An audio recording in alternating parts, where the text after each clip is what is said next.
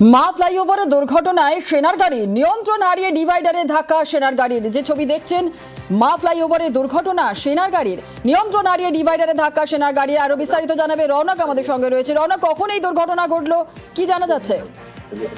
দেখো, ঠিক 6:50 নাগাদ যেখান থেকে রুবি থেকে এজিসি বোস ফ্লাইওভারের দিকে যাচ্ছে সেই প্ল্যানকে এই দুর্ঘটনা ঘটে। নিয়ন্ত্রণ হারিয়ে সেনাবাহিনীর গাড়িটি একেবারে যে ডিভাইডারে ধাক্কা মারে এবং ডিভাইডারে ধাক্কা মেরে পাশের যে প্ল্যান সেখানে গাড়িটি উঠে আসে। তার জন্য তীব্র যানজট সৃষ্টি হয়। কিন্তু কিভাবে এই দুর্ঘটনা ঘটলো, যেভাবে ধাক্কা মেরেছে গাড়িটির সামনের অংশ বেশ কিছুটা ক্ষতিগ্রস্ত হয়েছে।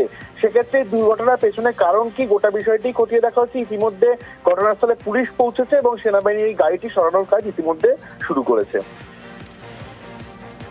আরো একটা বিষয় জানতে চাইবো যে সময় দুর্ঘটনা ঘটে, অর্থাৎ রাস্তা সকালবেলা, যেহেতু আজকে সকালবেলায় ওয়েদার ঠিক ছিল না, মানে বৃষ্টি পড়ছিল, রাস্তা পিছল ছিল এবং যান চলাচল সেই সময় কম ছিল, সে কারণে বড়সড় দুর্ঘটনা থেকেও তো তাহলে রক্ষা পেল, তাই নয় কি?